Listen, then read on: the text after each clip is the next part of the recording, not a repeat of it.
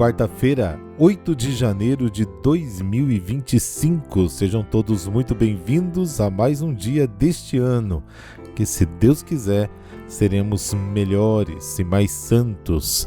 Desejemos, peçamos, lutemos para esta finalidade. Este podcast é um oferecimento. Supermercado Cambará, a garantia do melhor preço e aquele atendimento que você merece e faz a diferença. Econorte, revendedora Ford Kia, ideal para você. A sua concessionária em São José dos Campos e Caraguatatuba, São Paulo. Farmácias Vale Verde. Mais que farmácia, nosso atendimento inspira saúde, beleza e bem-estar. Os contatos dos nossos apoiadores estão na descrição deste podcast. Depois da multiplicação dos pães, Evangelho de ontem, Jesus ordena aos discípulos que entrem no barco. Por quê? Marcos não me explica muito bem. O Evangelho de João diz o seguinte: de acordo com a esperança do tempo, o Messias repetirá o gesto de Moisés, de alimentar a multidão do deserto. Por isso, diante da multiplicação dos pães, as pessoas concluem que Jesus devia ser o Messias esperado, anunciado por Moisés. Deuteronômio capítulo 18. E queria fazer dele rei. Esta decisão do povo foi uma tentação tanto para Jesus como para os discípulos. Por isso, Jesus os obriga a embarcar. Queria evitar que se contaminassem com a ideologia dominante, porque o fermento de Herodes e o dos fariseus era muito forte. Marcos capítulo 8, versículo 15. O próprio Jesus enfrenta a tentação através da oração.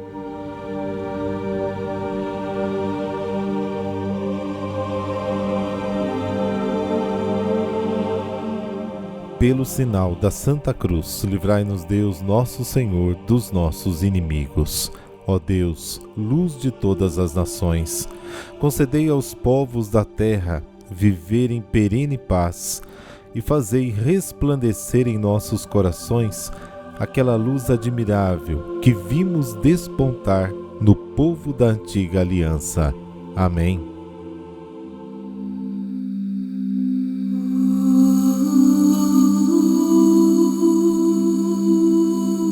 Marcos, capítulo 6, versículos de 45 a 52. O Senhor esteja convosco, Ele está no meio de nós. Proclamação do Evangelho de Jesus Cristo segundo Marcos. Glória a vós, Senhor. Depois de saciar os 5.000 homens, Jesus obrigou os discípulos a entrarem na barca e irem na frente para Betsaida, na outra margem, enquanto ele despedia a multidão. Logo depois de se despedir deles, subiu ao monte para rezar. Ao anoitecer, a barca estava no meio do mar e Jesus sozinho em terra. Ele viu os discípulos cansados de remar, porque o vento era contrário. Então, pelas 3 da madrugada, Jesus foi até eles andando sobre as águas e queria passar na frente deles. Quando os discípulos o viram andando sobre o mar, pensaram que era um fantasma e começaram a gritar. Com efeito, todos o tinham visto e ficaram assustados. Mas Jesus logo falou: coragem, sou eu, não tenhais medo. Então subiu com eles na barca e o vento cessou. Mas os discípulos ficaram ainda mais espantados, porque não tinham compreendido nada a respeito dos pães.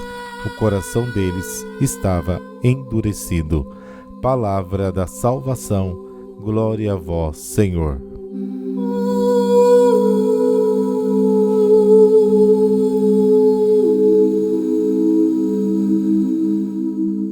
Jesus praticamente obriga os discípulos a abandonarem a multidão exaltada e a precedê-lo até a outra margem. O desmame é severo e o caminho que os espera é particularmente cansativo. Ao mesmo tempo, Jesus despede a multidão e sobe ao monte para orar. Em momentos de euforia, Jesus costuma criar um vazio em torno de si e dos seus discípulos. Na oração, oferece ao Pai, de quem vem todo o bem, as honras, a glória, os agradecimentos que a multidão lhe dirigiu e dirigiu também aos seus discípulos. Mas o seu olhar fixo em Deus não distrai Jesus das necessidades dos homens. Pelo contrário, faz valer ainda mais com clareza. No Antigo Testamento, Deus anda sobre as águas. Salmo 77, Jó capítulo 9, 38, também Isaías 43. Na verdade, ele domina as ondas e acalma a sua violência. Salmos 65, 77, 89, 93, 107. A aparição de Jesus aos discípulos os assusta e os faz gritar porque o confundem com um fantasma. A palavra que Jesus lhes dirige, tenham fé, sou eu, não tenhais medo, é um convite à tranquilidade que acompanha cada revelação divina. Êxodo 14, 20, Sofonias capítulo 3. Uma revelação da sua divindade, Êxodo 3, Deuteronômio 32, Isaías 41, e ajuda na superação do medo. Marcos conclui a história com uma expressão muito forte. Eles estavam completamente enlouquecidos. Mas por quê? Porque não entenderam a questão dos pães, ficando com o coração endurecido. Se tivessem penetrado no mistério da multiplicação milagrosa, teriam reconhecido aquele que veio andando sobre as águas do mar. Eles retiveram os elementos externos, mas ainda não conseguiram aprofundar o seu significado mais profundo. É uma cegueira do espírito que não os impede de ver os eventos, mas de compreendê-los no alcance dos gestos realizados por Jesus, para penetrar no significado profundo daquilo que se passa diante dos seus olhos e, principalmente, para tirar as consequências necessárias sobre a pessoa de Jesus. A dureza do coração significa, em última análise, a total incapacidade de perceber o significado profundo da revelação que Jesus faz de si mesmo através de parábolas e milagres. Os 12 não compreendem o mistério da sua pessoa, que transparece aqui no milagre dos pães. Esta passagem do Evangelho nos conta a misteriosa identidade do pão. É o Senhor quem aparece aos seus seguidores como Deus Criador e Libertador, dominador do caos e Salvador do abismo. Ele se manifesta dizendo o nome revelado a Moisés: Eu sou. Êxodo capítulo 3. A Eucaristia não é simples partilha e fraternidade, mas é o Senhor que se entrega totalmente a nós no seu amor. Comer a Eucaristia, comungar, significa nutrir-se de Cristo e colocar-se ao serviço mútuo dos irmãos. Os discípulos no barco estão em dificuldades porque não entenderam o básico. A Eucaristia é a força do caminho da Igreja, na medida em que a comunidade cristã, na Eucaristia, reconhece o seu Senhor, morto e ressuscitado.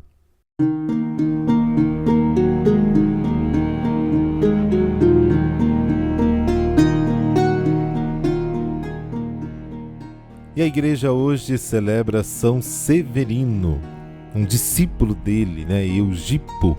Foi também o seu biógrafo, mas não soube precisar o seu nascimento.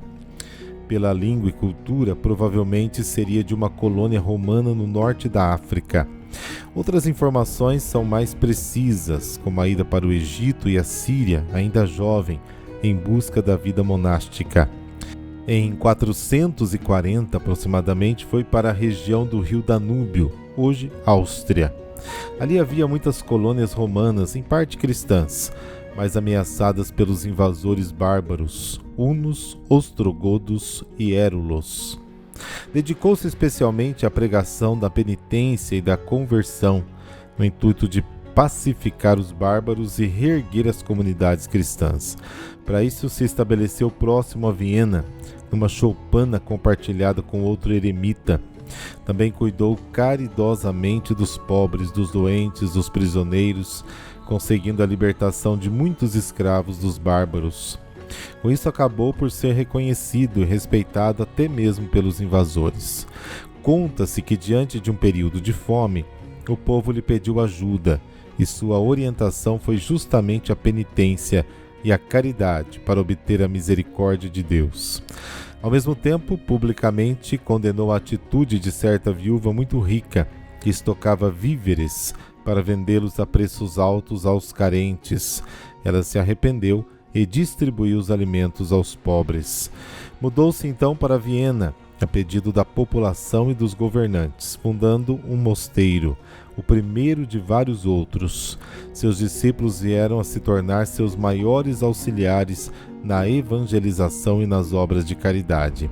O rei Odoacro dos Érulos o visitou no mosteiro, revelando a intenção de invadir a Itália. Foi dissuadido pela conversa firme e doce de Severino, e após a morte dele, no dia 8 de janeiro de 482, o mesmo rei, preocupado com a possibilidade de suas relíquias serem profanadas por novos invasores, as remeteu para o mosteiro beneditino em Nápoles, na Itália. É considerado o apóstolo da Áustria e das regiões banhadas pelo rio Danúbio. Rezemos. Senhor, pelo exemplo e intercessão de São Severino, concedei-nos a graça de jamais guardar os dons que nos destes para a nossa salvação, mas que, sinceramente arrependidos dos nossos pecados, sejamos sempre capazes de distribuir com os irmãos, principalmente os mais necessitados, o pão material e espiritual que diariamente nos dais em vossa bondade. Amém. Abençoe-vos o Deus Todo-Poderoso, Pai e Filho e Espírito Santo. Amém. E fiquemos com o Salmo 71 da liturgia de hoje. Tem uma estrofe que diz o seguinte: Dai ao Rei vossos poderes, Senhor Deus, vossa justiça ao descendente da realeza. Com justiça ele governe o vosso povo, com equidade ele julgue os vossos pobres. Boa quarta e até amanhã, se Deus quiser.